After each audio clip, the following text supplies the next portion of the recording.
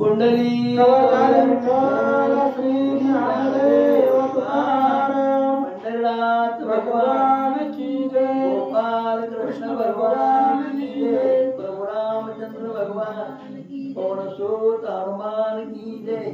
बोधराज महाराज की जय।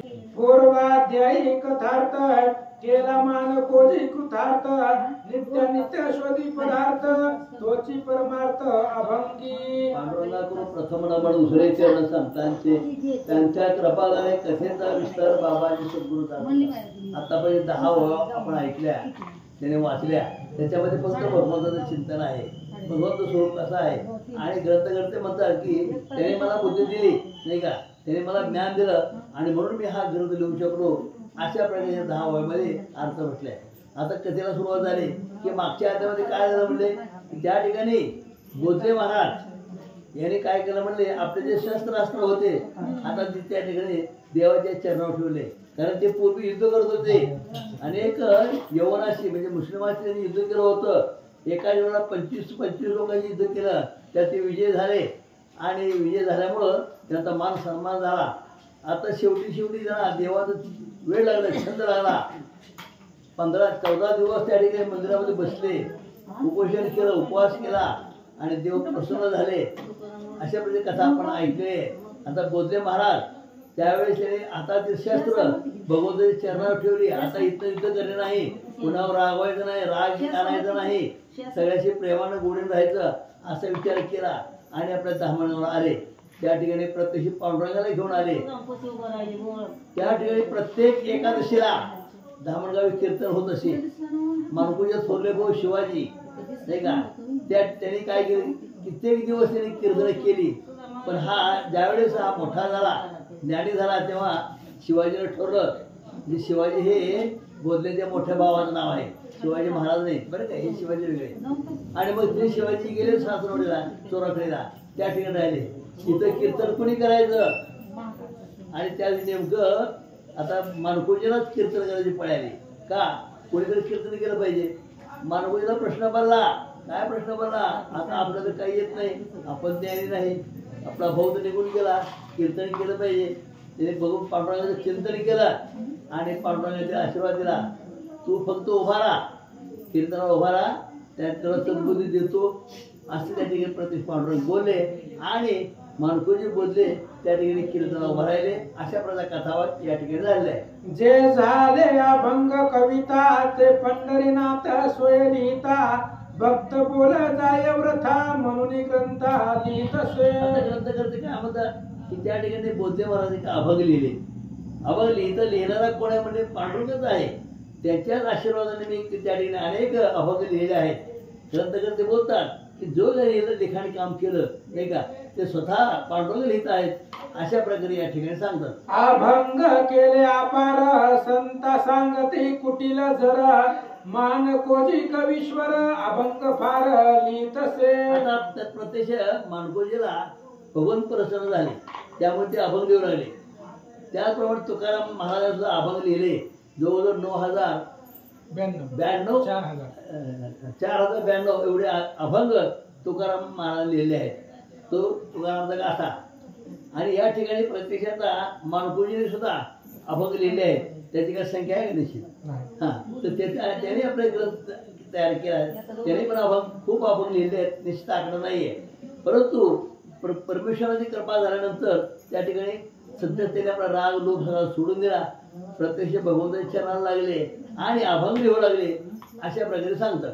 पहा ते अभंग पाहावया संत इच्छित दीन लोटलिया किंचित कार्तिक यात्रा पंढरीत लोक समस्त चालिले। आषाढीला त्यांनी कीर्तन केलं बरं का आणि आषाढी नंतर मग त्यांनी कार्तिक एकादशी आणि मग त्या ठिकाणी लोक पंढरपुरात चालले कार्तिक एकादशीला कारण का प्रत्येक एकादशीला पंढरपुरात जाणं हे संतांचं कर्तव्य आहे आणि म्हणून त्या ठिकाणी काही भाविक होते ते कार्तिक एकादशीला पंढरपुरात चालले म्हणतात। नाना वाहनियाने नाना अलंकार उपायाने गीत गाती भजने प्रेम गान संतांचे। अशा प्रकारे संतांच्या मनामध्ये काय असतं अभंग म्हणायचे गीत गायची नाही का आणि अगदी वाद्य वाजवत पंढरपुरात जायचं। आपल्याला माहित आहे आपल्या गावी ज्यावेळेस त्यावेळी दिंडी निघते त्यावेळेला अनेक वारकरी गीत गातात, भजन गातात, वाद्य वाजवतात, अत्यंत आनंद उड्या मारतात. त्याचप्रमाणे त्या ठिकाणी प्रत्यक्ष बोधले महाराज आपल्या धामणगावावरून दिंडी घेऊन वाजत गाजत निघाले म्हणतात. वर्षा काळी जळपूर चौकडून येती संभार, तैसे जाती नारी नर भजन गजर ऐकिला. आता दृष्टांत दिला की त्या ठिकाणी जसं पाऊस पडल्यानंतर सर्व नद्या नाल्यांना पाणी येतं आणि ते पाणी समुद्रात मिळून जातं. त्याप्रमाणे अनेक ठिकाणाहून अनेक वारकरी आपापल्या दिंड्या घेऊन पंढरपूरला येतात. ज्याप्रमाणे नद्या समुद्राकडे जातात त्याप्रमाणे सर्व दिंड्या त्या ठिकाणी पंढरपुरात जातात म्हणतात. बोधराज असता ध्यानस्थ तो यात्रा देखील अकस्मात, गैवरुनी प्रेमात जावी चित त्यांच्या सवे. अनेक दिंड्या पंढरपुरात चालल्या. त्यावेळेस माणकोजी बोली ध्यानस्थ बसले होते. ध्यानस्थ बसले असताना त्याला एकदम त्याने समजलं की अनेक दिंड्या पंढरपुरात चालल्या नाही का, असं त्याला कळलेलं आहे. त्यावेळेस त्याच्या मनात काय विचारायला बघा. आई सामनीचा उद्धार तैसाच निघे वैष्णव वीर, भोजन आच्छना जाणारी व्यवहार नाही विकार मानसी. मनामध्ये कुठला विचार नाही, विकार नाही, भोजन अन्न नाही, पाणी नाही, काय नाही. ताबडतोब दिंडी निघाल्या. त्यांच्या मनामध्ये येऊ लागले की आता आपण सुद्धा पंढरपुरात गेलं पाहिजे. अशा प्रकारचे विचार त्यांच्या मनामध्ये आला म्हणतात. पंथिका पडी झाले बहुत जाणून या भावार्थ, पंथ पंथ पंढरीनाथ सर्व पदार्थ साधले. अशा प्रकारे अनेक पंथ अनेक दिंड्या त्या ठिकाणी चालले हे त्याने मानकोजीने पाहिलेलं आहे. आणि त्यांच्या मनामध्ये असं विचार येऊ लागला की अनेक पंथ अनेक दिंड्या पंढरपुरात चालले. त्यांच्या मनामध्ये विचार आला म्हणतात. आसो तो वैष्णव वीर वैष्णव माझी पुरसर, पंथ चालले परात्पर भाव तत्पर होणी. अशा अत्यंत भाविक पद्धतीने त्या अनेक दिंड्या चालल्या. मानकोजीनं पाहिलंय.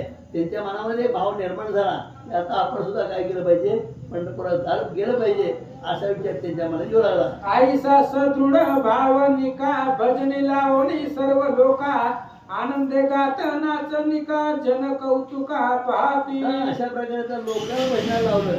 अनेक लोक त्यांच्या भजनामध्ये तल्लीन होऊ लागले आणि प्रत्यक्ष स्वतःच अनेक त्या ठिकाणी आपले वारकरी घेऊन त्या ठिकाणी वाजत गाजत आता मानकोजी पंढरपुरात निघाले म्हणतात. बोधराज चालिला पंढरी मार्गी चालता भजन करी, वाटे मिळाल्या नर नारी आरत्या करी घेऊन या. ज्यावेळेस आता प्रत्यक्ष मानकोजी बोलते त्या ठिकाणी निघाले आणि जात असता अनेक स्त्री पुरुष बालवृद्ध वगैरे दिंडीमध्ये सामील झाले. वाजत गाजत संपूर्ण वारकरी त्या ठिकाणी पंढरपुरात निघाले म्हणतात. स्थिर चालती पंथ प्रेम आदरे नाम गात, आनंदाश्रू स्रवत लीला अद्भुत आठवणी. अत्यंत अत्यंत प्रेमानं त्या ठिकाणी सर्व वारकरी पंढरपुरात निघाले. मानकोजी त्याबरोबर आहेत. आनंद अश्रू डोळ्यामध्ये येतात. कारण आनंदाचा प्रकार आहे.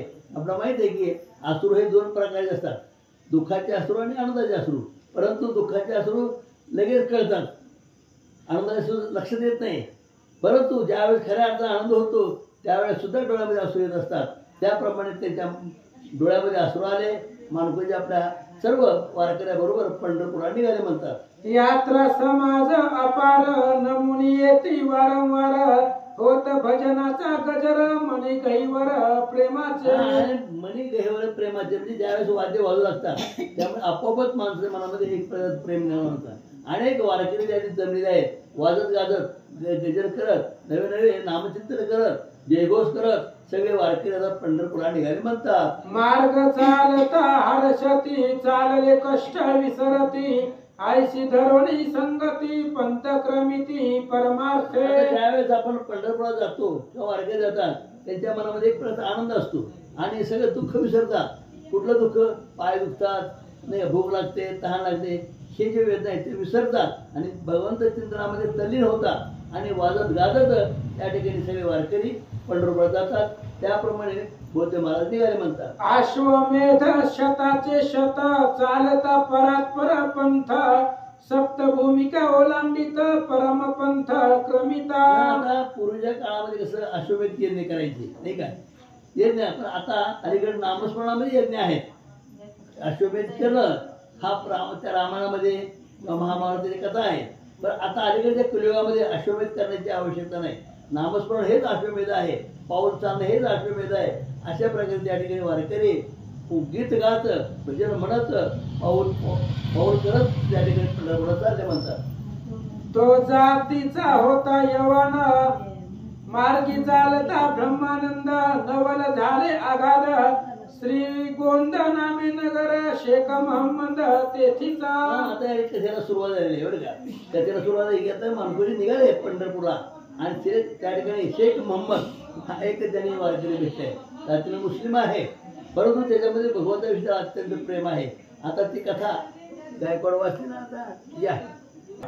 सर्व त्यागी महायोगी भोग स्ववती अभोगी नाचताये भजन रंगी नसे संसर्गी कोणाचे. आणि जे संत आलेले आहेत ते कसे आहेत सर्व त्यागी महायोगी.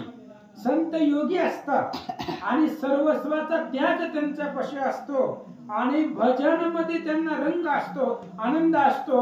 असं मगाशी ओवी येऊन गेली. यज्ञ पाऊला पाऊली 100 यज्ञाचं पुण्य एका पंढरीच्या एका पाऊलावरती नाही.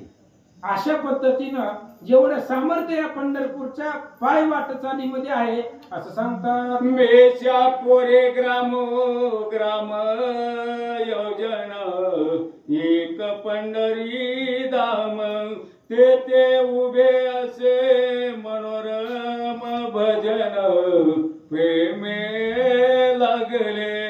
पंढरपूरला धामण गावाहून मानकोजी महाराज निघाले.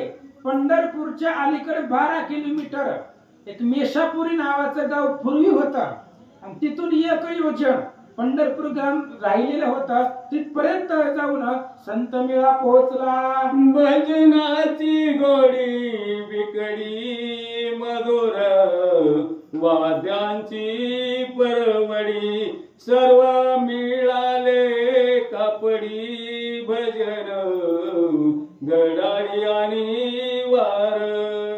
भजनाची आवड होती. सगळं वाद्य त्या ठिकाणी वाजत होते आणि अनेक प्रकारचे प्रपंचिक व्यावहारिक त्या संत मेळ्याच्या समवत होते असं सांगतात. भजनी भरला रंग ते नाचे श्री रंग भक्त झाले ती निसंग अंग आनंद विदेई. आणि पंढरपूरच्या 12 किलोमीटर अलीकडे सगळं संत मेळा एकत्र झाला आणि तिथं त्या ठिकाणी भजन चालू होतं आणि भजनामध्ये भगवान परमात्मा नाचत होता. एवढा आनंद उत्साह संतांना होता. ब्रह्मरसा वेदून स्वर वर्षाताती सुमन पाती विमानी बैसून भजन सुमने आचरती. आणि तो ब्रह्मरस आहे. भजन कीर्तन म्हणजे ब्रह्मरस आहे आणि तो ब्रह्मरस वरच्या लोकांनी पाहिला. जे स्वर्गामध्ये अमर म्हणून राहतात त्यांनी तो उत्साह पाहिला आणि त्या सर्व संतांवरती फुलांचा वर्षाव स्वर्गातले देव लोक करू लागले. भजनाचा गजर नांदे कोंदले अंबर तो मान कोजी भक्तवर भजन गजरे पातला. आणि अशा पद्धतीने भक्ताचा संतांचा भजनाचा उत्साह होता आणि त्या असणाऱ्या सगळ्या संतांमध्ये अगोदर आता कसं आहे आता सगळ्या दिंड्या निघाल्या की वाखरीमध्ये दोन्ही दिंड्या एकत्र येतात. तसं ह्या गावामध्ये सगळे संत एकत्र आले. मानकोजी महाराज सुद्धा त्या ठिकाणी येऊन पोहोचले. उभय भजने तुंबळ झाला एकची कल्लोळ दनानिले नव मंडळ सुर मंडळ देखती. आणि भजनाचा एवढा गजर झाला एवढा त्या ठिकाणी आवाज झाला.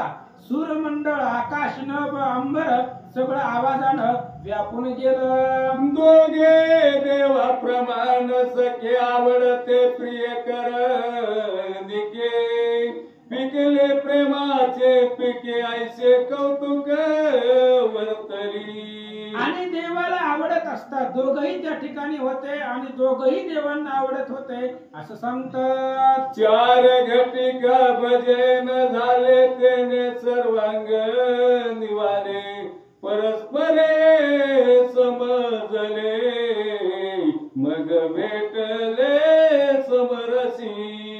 आणि 4 त्या ठिकाणी घटिका, थोडा वेळ भजन झालं, पंचपती झाली, मानकुजी बोधले त्या ठिकाणी पोहोचले. परस्पराला एकमेकांच्या खूण लक्षात आली. सज्जन माणूस सज्जन माणसाला लगेच ओळखू येतो. दोघांनी एकमेकाला ओळखलं आणि गाढ अशा प्रकारचं आलिंगन दिलं. गाडालिंगणे भेटी पिटल्या मौसोम गाठी, जीवा शिवा पडली भीती उठा उठी निज लाभ. गाढ अशा प्रकारचं आलिंगन दिलं आणि अहम सोहम सगळं अंगामधलं त्या ठिकाणी संपून गेलं. ब्रह्मरूप दोघही झाले आणि एकमेकाला कडकडून भेटले. वचिष्ठ आणि वामदेव गोरक्ष भरतरी राव दत्ताव दोत पले घेव तेवी सावेव भेटले. वशिष्ठ आणि वामदेव जसं एकमेकाला भेटावे, गोरक्ष किंवा भरतरीनाथ ही दोघं मिळून दत्तात्रयांना जसे आलिंगन द्यावं भेटावं तसं ही दोघ जण भेटली म्हणतात. आईचे समरसे भेटले विश्रांत वटातरी बैसले, परस्परे मना निवाले अंतर झाले निज सुखे.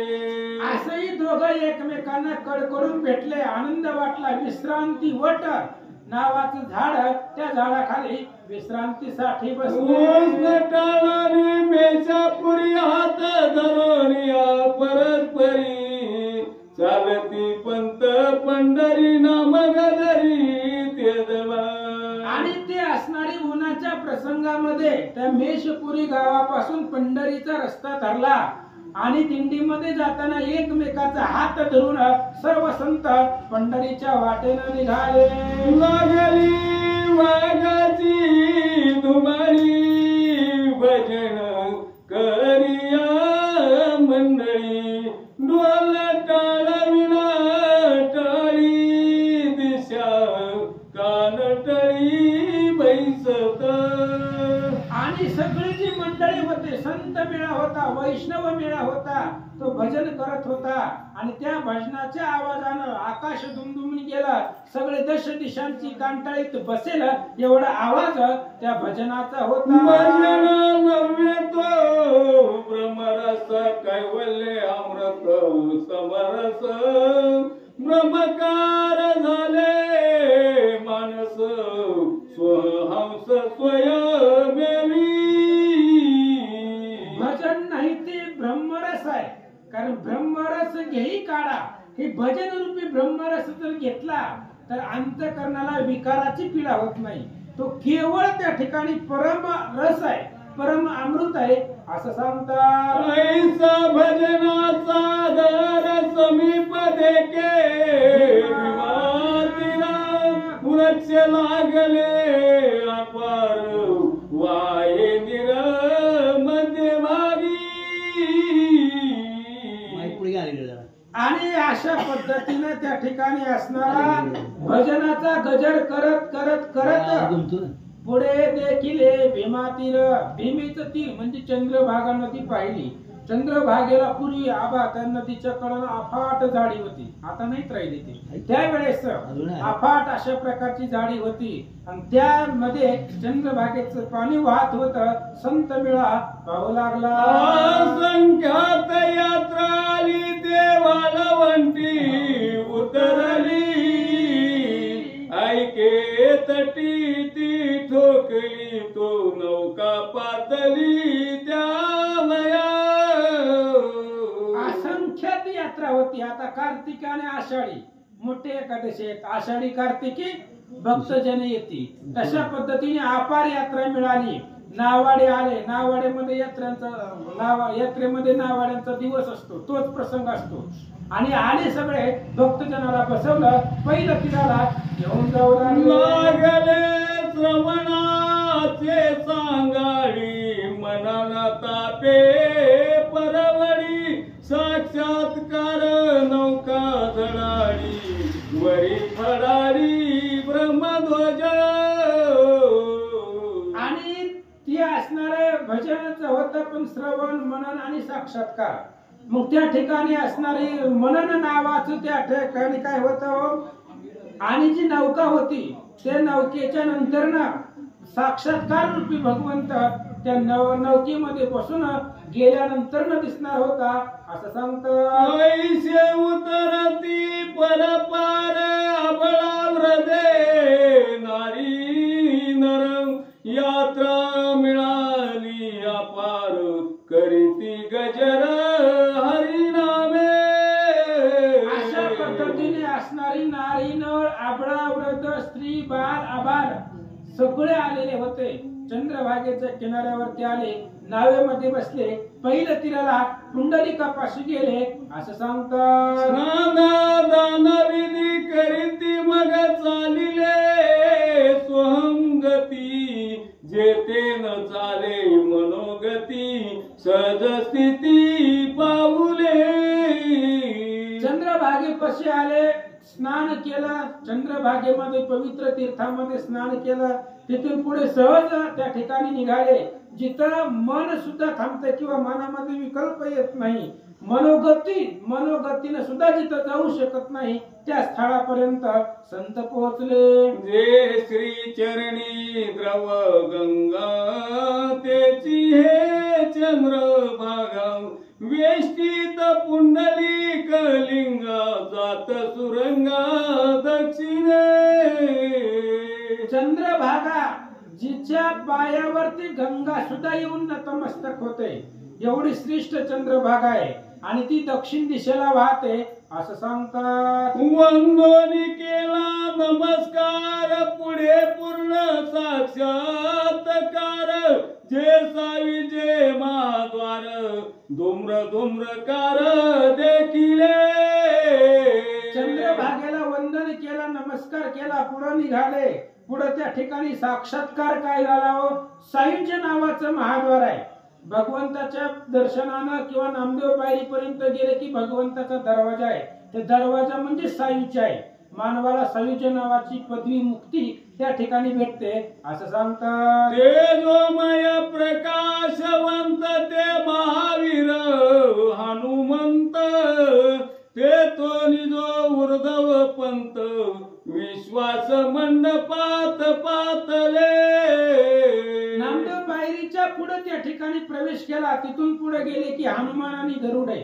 आघात अशा प्रकारचं तेज ज्याच्या चेहऱ्यावरती प्रकाशवंत असं असणार हनुमान, त्याचं दर्शन घेऊन पुढे निघाले. विश्राम मंडप म्हणजे रावळामध्ये सगळं संत मेळा निघाला. ते भजनाची गर्जना कोदाटले, तेची स्थान बैसले ते संत, नाना करीती विवंचना सिद्धांत. पंढरीच्या रावळामध्ये गेल्यानंतर ना भजनाचा गजर होता, सगळे संत आलेले होते आणि संत आल्यानंतर ना महाराज एकमेकाला भेटल्यावर सिद्धांतावर बोलायचे, एखाद्या कथेवरती बोलायचं, अध्यात्मावरती बोलायचं, असं संत मेळा संवाद करत होते. परब्रह्मीचा भ्रमरस निरामय सारांश, तया माझी श्री निवास, परात पर परेश परमात्मा. परब्रह्मीचा असणारा तो ब्रह्मरस आहे, सिद्धांत ज्ञान भजन आहे आणि असं असणारा त्याच्यामध्ये भजनामध्ये श्रीनिवास आहे. भगवान परमात्मा कुठे आहे, भजनामध्ये तो भगवंत आहे आणि परात्पर अशा प्रकारचा परेश तो ब्रह्म भजन केल्यावर त्याचं दर्शन होत असं सांगतात. संवाद मृते बाल तृप्त स्नान दाते, सदा प्रचित परमानंदे डोलत कृतार्थ पावले. आणि हे जी संत मेळा होता, एकमेकांबरोबर संवाद करत होते त्या संवादानं तृप्त झाले. एक संत दुसऱ्या संताला भेटल्यावर जो सिद्धांतावर अध्यात्मावर चर्चा करतात त्यांना त्यांचं पोट भरलं, त्याच्यामुळे ते तृप्त झाले आणि स्वानंदाते सदा प्राशित, स्व आनंद मिळालेला तो प्राशन करत होते आणि तिथून ब्रह्म आनंद प्राप्त होत होता. त्याच्या पुढे परम आनंद संत लोकांना प्राप्त झाला. ते महाराज संत प्रेमळ, एकता नामे मंगळ, शांती क्षमेचे मूळ, जयानुकूल परमात्मा. आणि जे संत पंढरपूरला आले होते ते शांतीचा सागर होते, अफाट शांती होती. मग कोण कोण आलेले होते आपल्याला दोघं जण माहिती आहे. आता अजून कोण कोण आली होती त्यांची नावं बर सगळं आहे. आता कुठून कुठल्या गावावरून आले होते ऐका. सज्जन गडी पुण्यवस्ती, रामी रामदास सुमती, कल्याणाधीश सांगती, वैसल्या पंक्ती संताच्या. सगळ्या संतांच्या पंक्ती बसल्या होत्या. पंगत म्हणजे लाईन होती, त्या लाईनीमध्ये सगळे संत होते. मग मानकोजी बोधलेही त्या ठिकाणी आले होते. मग त्यांच्या बरोबर इतरत्र वेगवेगळ्या तीर्थक्षेत्रावरून गावावरून आलेले सज्जनगड, आणि त्या सज्जनगडामध्ये रामदास नावाचा भक्त आहे तोही त्या ठिकाणी आलेला होता. अजून कोण आलं ऐका. मावळात देऊ ग्राम, ते वाणी तुकाराम, जो विनटला मनोरम, भजन प्रेम अभंगी. आणि देहू ग्राम आहे मावळामध्ये, आणि तिथं त्या ठिकाणी असणारे तुकाराम तेही त्या ठिकाणी भजनासाठी त्या पंढरी क्षेत्रासाठी संत मेळामध्ये आले. दैटने कर महाराज नाम दया निमराज, मान करी कल्याणाचे निज, तेही सज बैसले. आणि दैटणे गावाचे जे रहिवासी आहेत ते निंबराज काल्याचे मानकरी. काल आपण ऐकलं काल्याचं कीर्तन करण्याचा अधिकार त्यांना होता.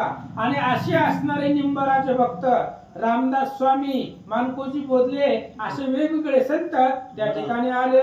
वटग्रामी विख्यात जय राम स्वामी जीवन मुक्त, जया वैश्य रमानाथ, केले क्षणात जगाशी.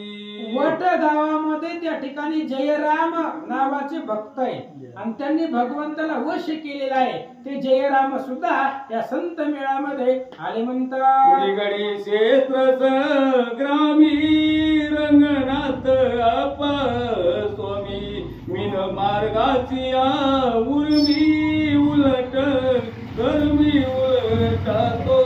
निगडी गाव आहे आणि त्या निगडी गावामध्ये रंगनाथ आप्पा स्वामी तेही त्या ठिकाणी भक्त होते आणि तेही या संत मेळामध्ये आले म्हणतात. आईसे मिळाले संत रामदासा संवादत, ते देखील अकस्मात उभई संत साबळे. आणि अनेक संतांचा मेळा होता आणि तो संत रामदासा बरोबर संवाद करत होते. आणि असे असणारे संत आपापसामध्ये चर्चा करतात. तेवढ्यात काय झालं. ब्राह्मण गावीचा बोधला मानकोजी हरीने बोधिला, तो आवडता देखील सवे आला शेख मोहम्मद.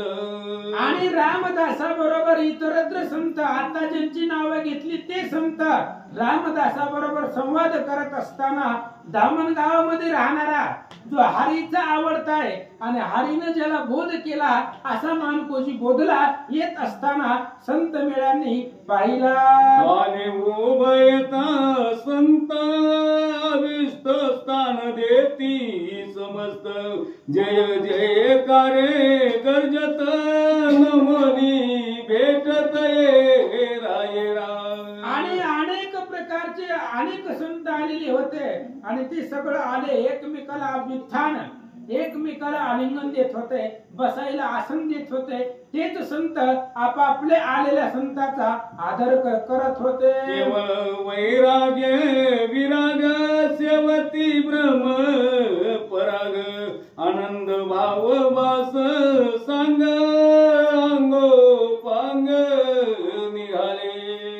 जे संत होते तिथं जमा झालेले ते केवळ वैराग्य होतं. ते संत म्हणजे वैराग्याची मूर्ती होत. प्रत्येकाकडे आघाद शांती होती, वैराग्य होत आणि त्या ठिकाणी आनंद वास सगळ्यांकडे होता. असे संत जमा झाले. सर्वदा आनंद निरत परिरामदास म्हण दुचित अयोध्यापती आठवीत रामचित्र लागले. आणि सगळे संत आलेले होते महाराज, सगळे संत आले. आणि सगळे संत आल्यानंतर ना रामदासही आले होते.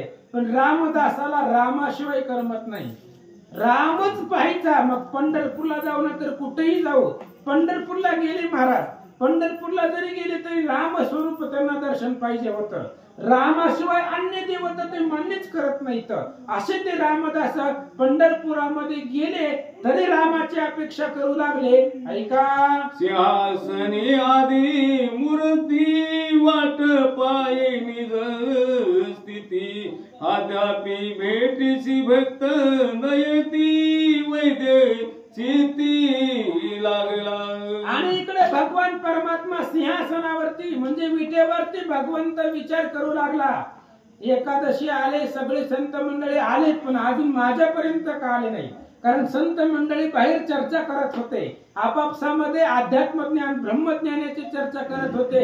देवाला संतांचा वेध लागला, अजून भेटीसाठी कशा आले नाही? ते कान येती भक्त रामदास अति विरक्त तया वेष्टोनिया बैसत मानस्त मराळ पै. आणि देवाने विचार केला, संत अजून का आले नाही? टाइम झाला ना पोथीचा, यायला पाहिजे. मग का आले नाहीत संत? मग संत गुंतले कुठं? संत कोणत्या कामामध्ये गुंतले? देवाच्या लक्षात आलं. कोणत्या? रामदास तिथं आलेले. रामदासाला वेष्टून रामदासामध्ये बाकी सगळे संत गोळा झाले. आणि जिथं रामदास आहे तिथं विषयच रामाचा आहे. मग देवाच्याच लक्षात आलं, आता पंढरपूरच अयोध्या करो. देवा समजली मात पंढरी अयोध्या होत जिकडे तिकडे रामदूत उभा हनुमंत सेवेशी. भगवंताने विचार केला महाराज, आता ही पंढरपूरच अयोध्या करू. कारण एक रामाचा भक्त आला की सगळे गोळा झाले. पहिला तर राम भक्त पहिल्यापासूनच उभा आहे, हनुमंत सेवेशी उभा आहे, रामदास आहेत, सगळे राम भक्त एकत्र झाले. आता ही पंढरपूरच अयोध्या कर, पंढरपूरच अयोध्या करू असा विचार भगवंत करतात. स्वयं ब्रह्म रामायणा सीता लक्ष्मी म्हणा भरत आणि शत्रुघ्न उपचारी पंचायतन ठेविले. आता ज्याची वृत्तीच रामरूप झाली त्याला रामाशिवाय दिसत नाही. सगळे रामभक्त आलेले होते. मग भगवंताने विचार केलो, आई राम भक्त आलेत, रामाची अपेक्षा करतायत, मग आपणही आपल्याला राम व्हायला काही अडचण आहे का? स्वतः ब्रह्म असणारा भगवान परमात्मा राम झाले.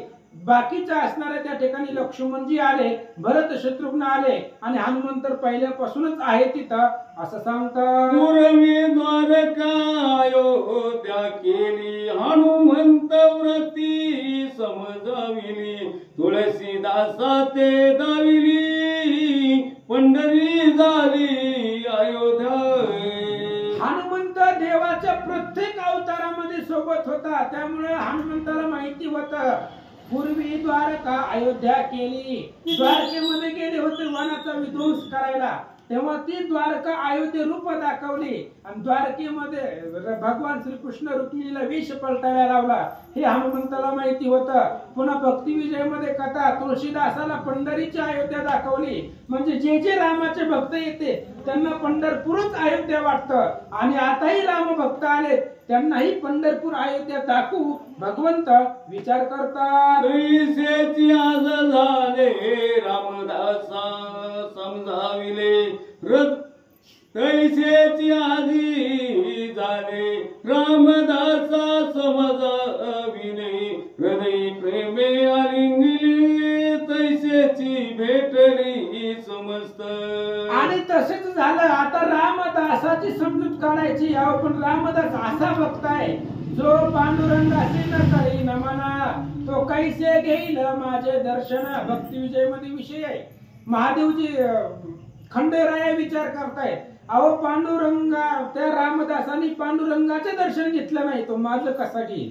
म्हणून त्याला रामाशिवाय दुसरं दिसत नाही तर आपणच रामरूप दर्शन रामरूप स्वरूप दाखवू असा विचार पांडुरंग करतात. रामारूपाती चांगले द्विज भुज धनुर्धार ते जागले रामदास मन रंगले नमस्कारिले श्री चरण. आणि रामदासाला रामाशिवाय दुसरं दिसत नाही. बाकीच्याला जरी पांडुरंग दिसत असला तरी रामदासाला रामच दिसला. कसा दिसला हो. राम रूप चांगले हातामध्ये धनुष्यबाण आहे पितांबर कमरेवरती आहे किरीट कुंडल मुकुट असं सुंदर स्वरूप रामाचं रामदास पाहू लागले. मन झाले उन्मन अंतर्बाह्य समाधान जय जय कर संती करून केले नमन साष्टांगे. भगवान परमात्मा रामदासासाठी राम झाला आणि राम रूपामध्ये दर्शन रामदासांना देऊ लागला. श्रीरामचंद्राचं स्वरूप पाहिलं मनाला आनंद झाला असं सांगतात. ते नमनाचा प्रेम विवळ वाटे तुकाराम तैसेची बोधनी सीमा राम महिमा पाहता. अहो राम पाहिला पंढरपुरामध्ये राम पाहिला. बोधराजांना विस्मय वाटला तुकारामांना विस्मय वाटला. सगळ्या संतांना विचार पडला म्हणले पंढरपूर आहे पंढरपुरामध्ये रामाचं दर्शन कसं दिसायला सगळ्या संतांना आश्चर्य वाटू लागलं. ते नमनाचा प्रेमा विडो वाटे तुकाराम तैसेची बोध निशिमा राम महिमा पाहता. आणि सगळ्यांनी पाहिलं श्रीराम स्वरूप पंढरपुरामध्ये दिसू लागलं. आता रामदासाला रामचंद्राचंच स्वरूप पाहिजे होतं पण बाकीचे जे विट गावाचे होते पुन्हा निगडीचे होते बाकी गावाहून आलेले संत होते किंवा बोधराज असतील यांनाही ते श्रीराम स्वरूप दिसल्यावर आश्चर्य वाटू लागलं. पांडुरंगी लोभ मणिधरे नगमे अयोध्या परे ते जाणोनी श्रीहरी विचार विखुरे पडला. पांडुरंगाने विचार केला सगळेच राम भक्त आलेले मग आता विचार मनामध्ये करू लागले आता आपल्याला ही पंढरपूरच अयोध्या करायची कारण सगळे राम भक्त या ठिकाणी एकत्र झाले. समजता बोले राम बा हे पंढरी धाम ऐसा जानो निनेम असावे प्रेम सर्वात. पंढरपूर पांडुरंगच राम स्वरूपानं बोलू लागले पाप हे पंढरी धाम. ही जी पंढरी आहे तेच अयोध्या आहे. पंढरपूर अयोध्या वेगळा नाही. अयोध्येचा राम तोच आहे आणि पंढरपूरचा राम सुद्धा तोच आहे. पांडुरंग आणि राम एकच आहे. त्यामुळे पंढरपूर आणि अयोध्या आहे. तुम्हाला अयोध्या पाहिजे असेल तर हीच अयोध्या समजा आणि एकमेकांमध्ये प्रेम धरा. रामरूपी पांडुरंग बोलतात. मुळीचे निजधाम रामकृष्णादी परशुराम कारण कृत्य विराम निज विश्राम पंढरी. आणि पंढरपूर हे मुळापासून आलेलं आहे. राम कृष्ण परशुराम हे सगळे एकाच देवाचे अवतार आहे. राम जो राम आहे तोच कृष्ण आहे आणि जो कृष्ण आहे तोच विठ्ठल आहे तोच पांडुरंग आहे. परशुराम तोच आहे. त्यामुळे अनादी काळापासून ही नगर पंढरपूर आहे असं या ठिकाणी बोलतात. पंढरी जाणत्या जाणविना प्रयासे आया येईना ही सांगाती संज्ञा तेची नयनानुभवी. पंढरी आहे हे जाणत्याच्या लक्षामध्ये येत नव्हतं. त्यांना अयोध्या दिसत होती. ज्याची वृत्ती आहे तसं त्याला दिसत होतं. राम भक्ताला अयोध्या दिसत होती. विठ्ठलांना पंढरपूर दिसत विठ्ठल भक्तांना पंढरपूर दिसत होता. अशा पद्धतीने सांगू लागले. मग संतो केला संती केला नमस्कार तो अयोध्या पंढरपूर होत भजनाचे गजर उभा कटी कर नारायण. मग खडकटेवरच्या असणाऱ्या नारायणाला म्हणजे श्रीरामाला नमस्कार केला आणि संतांनी विचार केला अयोध्या पंढरपूर तेच अयोध्या पंढरपूर आहे. आणि अयोध्येचा राम म्हणजे रामच पांडुरंग आहे. ओवी आहे तुकाराम चरित्रामध्ये. लंके पुढे वज्र ठाणा सोडी बाणा पाठी बाणा तेव्हा दंड भागले म्हणून श्रीरामे जगनी ठेविले कर. आणि ती आय पंढरपूरच अयोध्या सर्व असणारे पाहू लागले. भ्रांती रूप माया झाली सन्मुख विठोबा अनंत प्रफुल्ल फुलली जुनावली निजा प्रेमे. आणि माया जी होती ती भ्रांती रूपी माया आहे. भ्रांती म्हणजे भ्रम भ्रमत रूपी माया. आणि ज्यावेळेस विठ्ठल माऊलीला पाहिलं भगवंताला पाहिलं त्यावेळेस माया संपली भ्रांती संपली आणि प्रब्रह्म साकार स्वरूपाचं दर्शन भक्तांना होऊ लागलं. तो साक्षात पंढरीनाथ निज भक्ता क्षेम देत एकांती मंदिरी नेत तेज अद्भुत ते ठाई. आणि तो साक्षात भगवान परमात्मा सर्व संतांना दर्शन दिलं आणि भेटलं. सगळ्या संतांच्या हाताला भगवंतानी धरलं. कारण विठू माझा लेकूर वाळा संगे गोपाळांचा मेळा सगळ्या संतांना हाताला धरलं आणि आपल्या आतल्या घरामध्ये म्हणजे रावणामध्ये भगवंत घेऊन निघाले. तेजमय मंदिर बिंदू तीर्थाती सुंदर पाहून शके इंद्र देव मुनींद्र नेनती. आणि भगवंताचं मंदिर आहे मग त्याच्यामध्ये अंधार असणार आहे का. तेजोमय मंदिर अहो इंद्र चंद्र सुद्धा त्या मंदिराला पाहू शकत नाही एवढं प्रकाशमान ते मंदिर होतं. आणि त्या घरामध्ये त्या मंदिरामध्ये भगवंताने सर्व संतांना हाताला धरून घेऊन गेले. तेज कल्लोळ प्रकाश ते तीर्थराज ते विख्यात मणिमय मंडप शोभत तेजामी तनस पाहावे.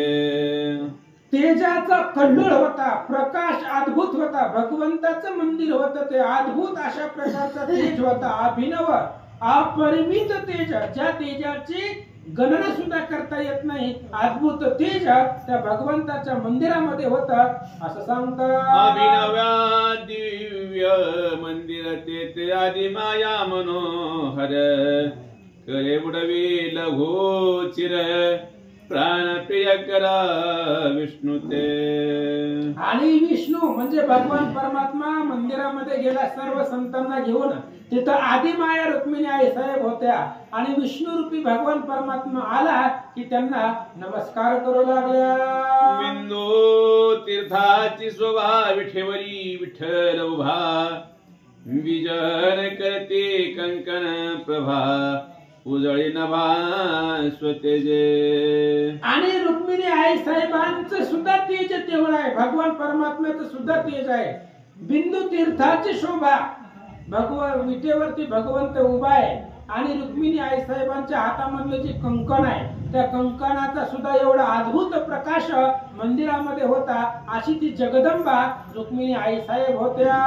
ते साक्षात रुक्माबाई नेले संत तया ठाई बैसता म्हणून पाही मुळेची नाही मी तो पण.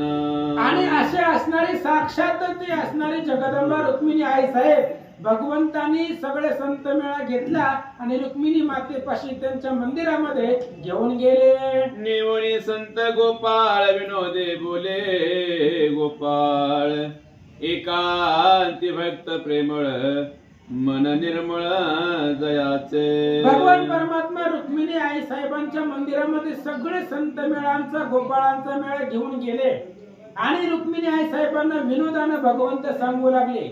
हे आलेले प्रत्येक संत वैराग्याची मूर्ती आहे निर्मळपणाचा कळश आहे अशा पद्धतीचे हे संत आहेत असं सांगतात. ते भक्त श्रवणे करती हे परात परप्राचिती सारांश ज्ञान सांगती नाही गती आगमाची. आणि हे जे भक्त आलेले आहेत या भक्तांकडे ज्ञान आघात आहे, अफाट अशा प्रकारचं ज्ञान आहे आणि आगमाची गती नाहीये. आगम निगम पलीकडच्या ब्रह्म पलीकडचे अद्भुत ज्ञान या सर्व संतांकडे भगवंत सांगतात. हंस बोलिले गुजते जाणते संत निज बीज रामदासाचे मने निज परिबोधराज चकित पै. आता सगळे संत आले होते, भगवान परमात्मा रुक्मिणी आई साहेबांनी सगळे संत आहे. रामदासाचं कौतुक किंवा रामदासाबद्दल भगवान परमात्मा बोलत होते, सगळे संत ऐकत होते, बाकीच्या संतांना काहीच वाटलं नाही. पण बोधराज मानकोजी बोधले चकित झाले. का झाले ऐका. नेने जाणीविती खुना स्तब्ध राहे विचक्षण म्हणे मजबरी कृपा पूर्ण नसे जाणे वाटते. आपण कालच ऐकलं बोधराज कुठल्याही प्रकारचं त्यांचं अध्यात्माचं ज्ञान नव्हतं. भगवंतांनी सांगितलं उभारा कीर्तन येईल. जे देव बोलत होते, संत बोलत होते, बोधराजांच्या ते लक्षामध्ये येत नव्हतं. तेव्हा मानकोजी महाराजांना वाटलं आपण अपूर्ण आहे, आपल्यावर भगवंताची कृपा नाही, आपल्याकडे एवढं ज्ञान नाही, असं महाराजांना वाटत होतं. मनी झाला विकल्प जाणूनी सत्य संकल्प बोलिला बीज अल्प जने कल्प साधती. आता सगळे संत होते, भगवंत होते, संवाद करत होते, पण विकल्प कोणाच्याच मनामध्ये आला नाही. पण मानकोजी महाराजांच्या मनामध्ये विकल्प आला.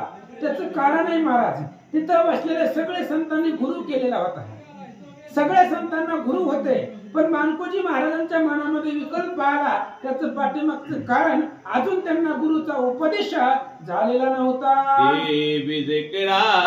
बया स्पष्ट बोले शंकर इष्ट गुरु मार्ग वशिष्ठ विशिष्ट होशी श्रेष्ठ संत सभे. आधी त्या संतांच्या मेळ्यामधले संत सांगू लागले महाराज इथल्या बसलेल्या सगळ्या संतांनी गुरु केलाय, तुम्हाला गुरुची कृपा नाहीये आणि गुरु कृपा असल्याशिवाय भगवंत कळत नाहीये.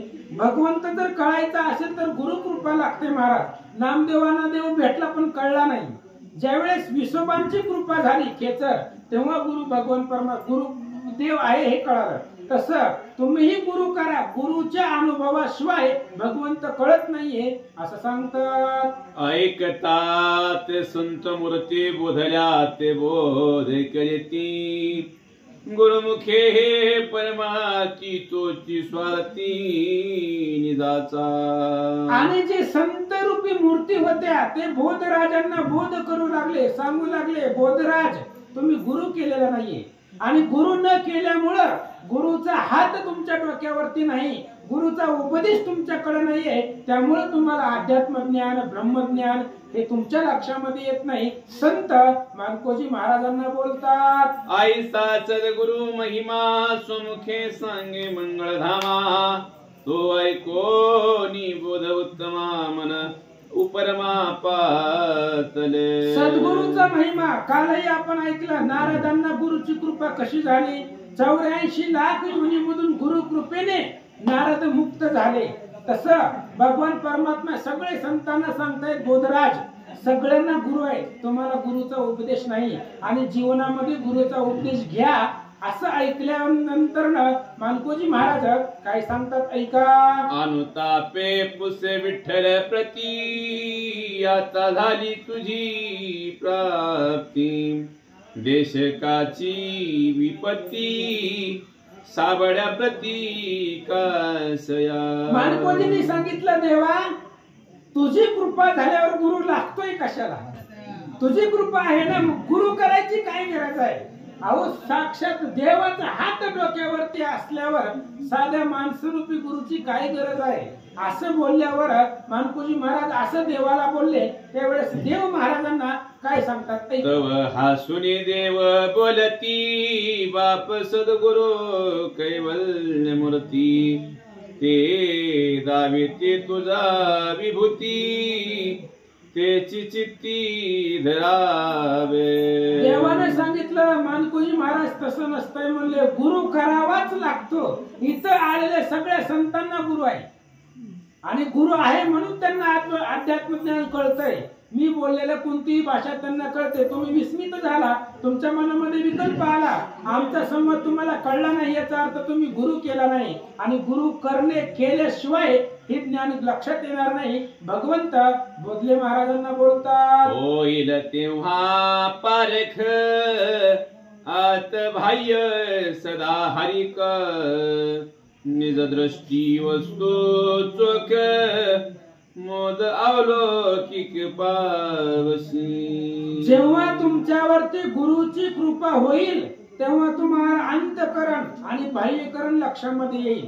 गुरुकृपा झाल्याशिवाय तुम्हाला संत देव कळणार नाहीत असं भगवंत बोलतात. बुद्धाजुळी बोध विनवी दो देशिक कोणी गावी तयाची सेवा कैसी करावी बोली आवडी प्रेमाची. देवाने सांगितलं मानकोजी महाराज तुम्हाला गुरु करावाच लागेल.